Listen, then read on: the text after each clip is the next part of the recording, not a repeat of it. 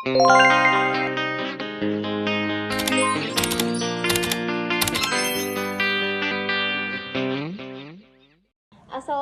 warahmatullahi wabarakatuh. Perkenalkan, nama saya Putri Elestari, NIM 2251-20246.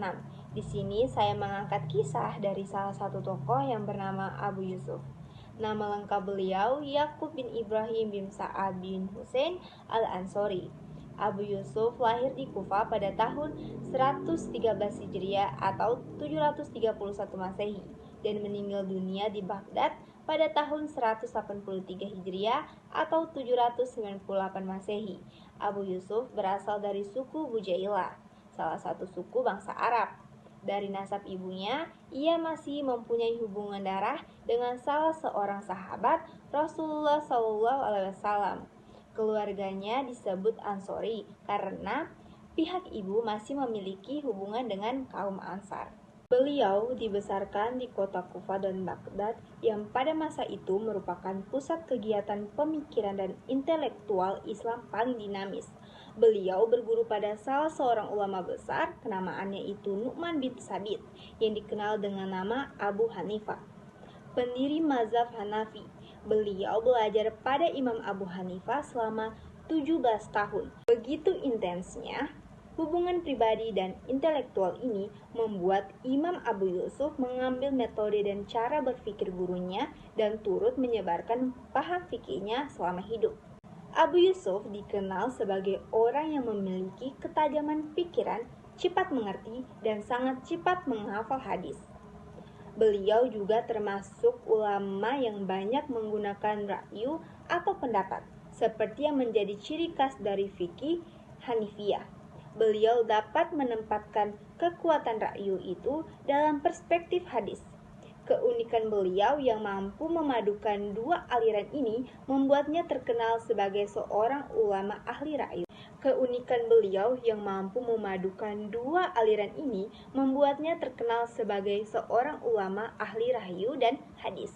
Kedudukan yang unik ini sebenarnya sulit dicapai tanpa penguasaan ilmu yang memadai, baik dari hadis maupun ra'yu. Beliau seorang alim yang sangat dihormati oleh berbagai kalangan, baik ulama, penguasa, maupun masyarakat umum. Tidak jarang berbagai pendapatnya dijadikan acuan dalam kehidupan bermasyarakat sebagai salah satu bentuk penghormatan dan pengakuan pemerintah atas keluasan dan kedalaman ilmunya. Khalifah dinasti Abbasiyah Harun ar-Rasyid mengangkat Abu Yusuf sebagai Ketua Mahkamah Agung atau Gadi al-Qudah. Ketika Abu Yusuf menduduki jabatan sebagai Gadi al-Qudah, beliau diminta oleh ar-Rasyid untuk menulis buku umum yang akan dijadikan sebagai pedoman dalam administrasi keuangan. Buku tersebut kemudian dikenal dengan nama Kitab al-Kharaj, yang merupakan salah satu karya Abu Yusuf. Ada 6 kitab karya Abu Yusuf. Yang pertama yaitu Kitab Al-Asar, yang memuat hadis yang diriwayatkan dari ayah dan gurunya. Ia mengemukakan pendapat gurunya, Imam Abu Hanifah, kemudian pendapatnya sendiri, dan menjelaskan sebab terjadinya perbedaan pendapat mereka. Yang kedua yaitu Kitab Al-Jawami, yang memuat tentang hal yang berkenaan dengan pendidikan.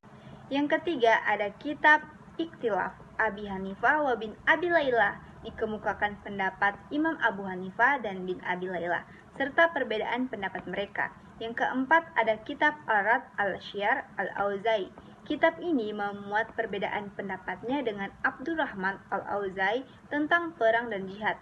Yang kelima ada Adab al-Ghadi, sebuah kitab yang memuat tentang ketentuan-ketentuan yang harus dipenuhi oleh seorang hakim atau gadi. Dan yang terakhir ada Kitab Al-Kharaj, kitab terpopuler dari karya-karyanya. Di dalam kitab ini, ia menuangkan pemikiran fikihnya dalam berbagai aspek seperti keuangan negara, pajak tanah, pemerintah, dan musyawarah. Nah, itulah tadi ke-6 kitab karya Abu Yusuf.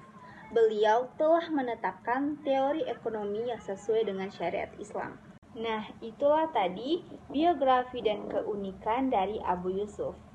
Terima kasih. Wassalamualaikum warahmatullahi wabarakatuh.